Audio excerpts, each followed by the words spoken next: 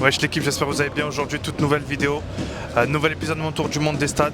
Je pense que vous l'avez vu derrière moi, on est devant l'un des plus beaux stades de France. Franchement, j'ai hâte d'y être. Comme vous l'entendez, l'ambiance est en train de monter. Ce soir, c'est l'Olympico, match qui va être, je pense, incroyable. Et voilà, hein, on va profiter de l'ambiance et c'est parti.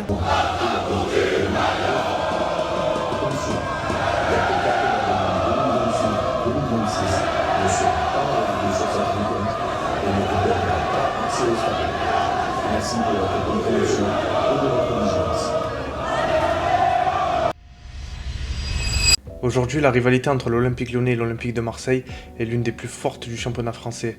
Mais pour comprendre comment cet Olympico est né, il faut d'abord revenir aux origines des deux clubs. L'Olympique de Marseille est fondé en 1899 et devient très rapidement un très grand club du football français. À Lyon, le club actuel naît en 1950 après la séparation avec le Lyon Olympique Universitaire. Les dirigeants choisissent alors le nom Olympique Lyonnais et reprennent eux aussi le terme olympique, déjà très associé à Marseille dans le football français. Au début, la rivalité n'est pas énorme. Dans les années 90, ce n'est qu'un gros match de Ligue 1. Mais tout change dans les années 2000, quand Lyon va enchaîner ses 7 titres de champion de France d'affilée. L'OM veut reprendre sa place au sommet, et chaque match devient une bataille pour le pouvoir. La rivalité s'enflamme aussi avec les nombreuses provocations de Jean-Michel Aulas dans les médias. Au fil des années, certains transferts entre l'Olympique de Marseille et l'Olympique Lyonnais ont enflammé cette rivalité. Lorsqu'un joueur quitte un club pour rejoindre l'autre, c'est souvent perçu comme un signe de trahison pour les supporters. Et le match qui suit devient alors immédiatement explosif. On pense aussi à la tension avec forcément le retour de Valbuena au Vélodrome sous le maillot lyonnais, où il a été pendu symboliquement par les supporters de l'OM. On pense aussi à Bafétimbi Gomis qui fait le chemin inverse, qui rejoint Marseille en étant un joueur emblématique de l'Olympique lyonnais. Il y a aussi Nicolas Nkoulou qui rejoint Lyon après avoir fait de très belles années à Marseille. Il y a aussi Clinton N'Jie, dont on se souviendra son extérieur qui part sur la lune en finale de Ligue Europa au Groupama Stadium. Mais cette rivalité ne se limite pas qu'au transfert. Sur le terrain, certains Olympico ont été véritablement électriques, avec des gestes, des provocations, des tensions qui dépassent le simple cadre du jeu.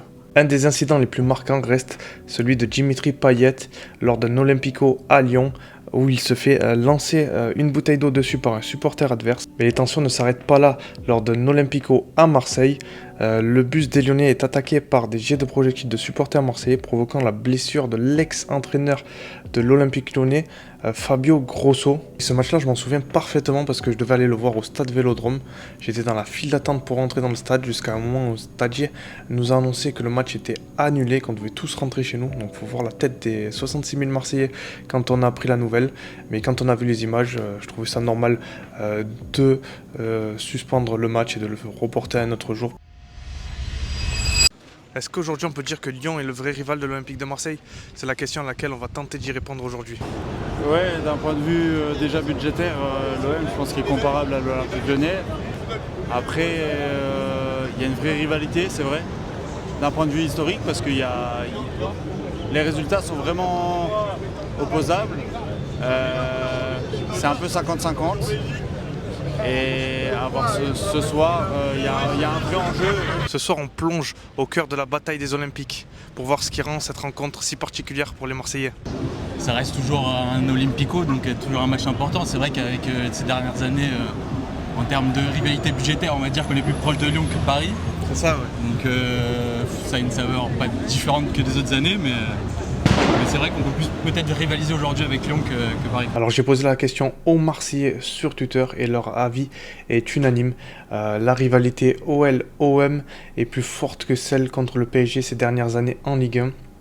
Donc comme on peut le voir avec Chen, qui personnellement déteste plus l'OL que le PSG actuellement. On a aussi Milos Shelby qui nous dit que ça reste le match le plus attractif en Ligue 1 quand on voit la rivalité des deux clubs et l'histoire des Olympico.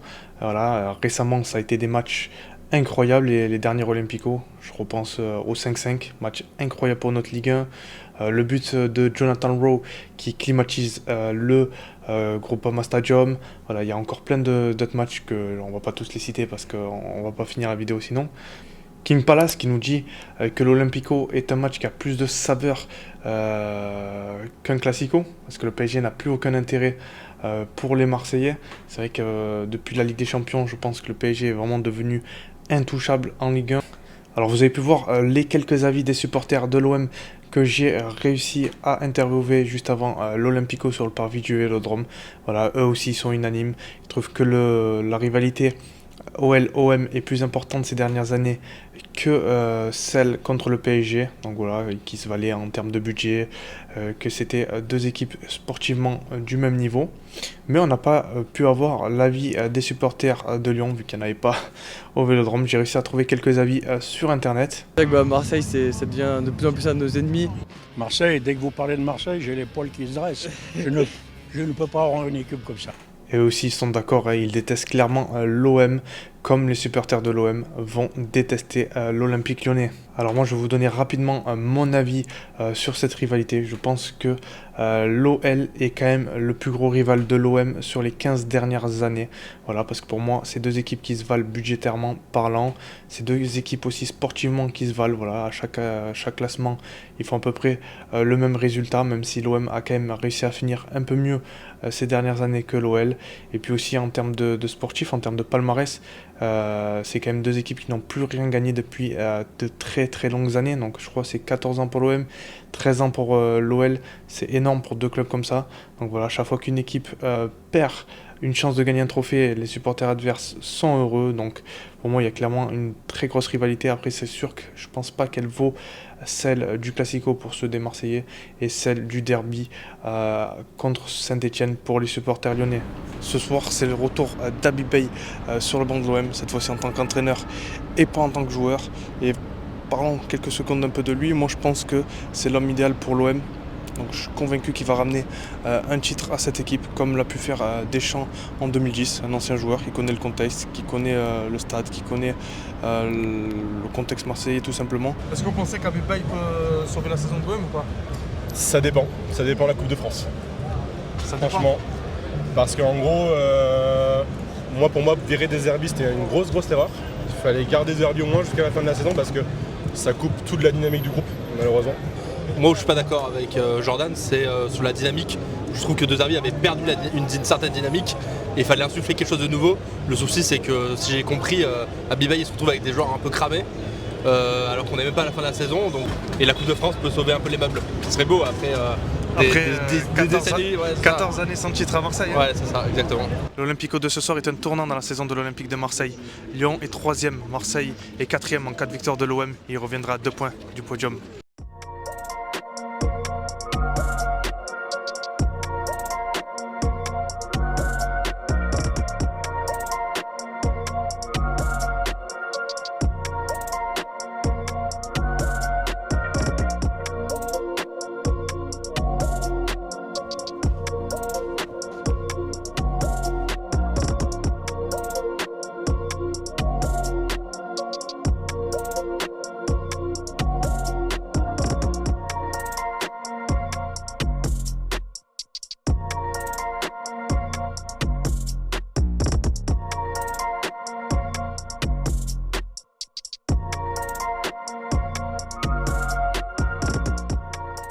Les gars, on y est. Je suis rentré déposer le matériel. J'ai pris ma petite écharpe, j'ai pris une petite veste parce qu'il commence à faire froid. Et je pense que ça va être incroyable. Je vais filmer ça et je pense qu'on va se régaler.